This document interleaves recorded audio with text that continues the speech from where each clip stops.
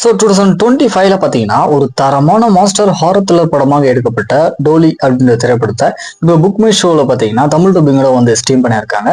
இந்த படத்தோட ரிவ்யூ பத்தி தான் இந்த வீடியோல நாம பார்க்க போறோம். ஸோ வாங்க வீடியோக்குள்ள சீக்கிரமா போயிடலாம். சரி, கதை அப்படின்னு பார்க்கும்போது சிம்பிள் தான். அதாவது ஒரு கப்பிள்ஸ் பார்த்தீங்கன்னா அவங்களுடைய வீக்கெண்டை என்ஜாய் பண்ணலாம் அப்படின்னு சொல்லிட்டு காட்டுக்குள்ள ஒரு ட்ரிப் மாதிரி போக ஆரம்பிக்கிறாங்க. அப்ப திடீர்னு அந்த இடத்துல வழக்கத்துக்கு மாறா எக்கச்சக்கமான டால்ஸ் பார்த்தீங்கன்னா இருக்கு. ஸோ இந்த விஷயத்த அந்த அளவுக்குலாம் கேர் பண்ணிக்காத இவங்க ரெண்டு பேருமே பார்த்தீங்கன்னா அவங்களோட ட்ரிப் வந்துட்டு கண்டினியூ பண்ண ஆரம்பிக்கிறாங்க. அப்ப திடீர்னு வித்தியாசமான ஏதோ ஒரு சவுண்ட் கேக்குது அப்படின்னு சொல்லி நம்ம ஹீரோ அந்த இடத்துக்கு போயிட்டு பார்க்கும்போது இதுக்கப்புறம் நடக்கக்கூடிய சம்பவங்கள்லாம் என்ன, நம்ம படத்தோட ஹீரோயின் எந்தமான ஒரு மாஸ்டர் கிட்ட வந்து மாட்டிக்கினாங்க, கடைசியா இவங்க தப்பிச்சு அங்க இருந்து வந்தாங்களா இல்லையா அப்படின்றத இந்த படத்தோட ஒன்லைன் ஸ்டோரியா இருக்கு.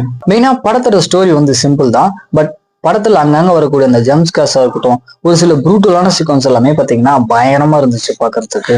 எக்ஸாம்பிளுக்கு நம்ம படத்தோட ஹீரோயின் பாத்தீங்கன்னா பால் குடிக்கிறேன் அப்படின்ற பேர்ல ஒரு விஷயத்த புடிச்சு அப்படியே கடிச்சு துப்புவாங்க. ஸோ இதெல்லாமே பாத்தீங்கன்னா இதுக்கு முன்னாடி எந்த ஒரு படத்துலயுமே பார்த்திருக்க மாட்டீங்க. அந்த அளவுக்கு டிஃப்ரெண்டா இருக்கும் பாக்குறதுக்கு. இன்னொரு பக்கம் இந்த படத்தோட ஸ்டோரியை சாப்டரா பிடிச்சிருப்பாங்க. ஸோ அதுவுமே இந்த படத்துடைய ஒரு பேக் போனா அமைஞ்சிருக்கு. ஓவராலா பாத்தீங்க அப்படின்னா எந்த ஒரு எக்ஸ்பெக்டேஷனுமே இல்லாத ஃபுல் அண்ட் ஃபுல் ராவான சீக்வன்ஸ் வேணும் அப்படின்னா இந்த படத்தை கண்டிப்பா ட்ரை பண்ணி பார்க்கலாம். ஒரு நல்ல எக்ஸ்பீரியன்ஸ் உங்களுக்கு கிரியேட் பண்ணி கொடுக்கும். ஸோ ட்ரை பண்ணி பாருங்க.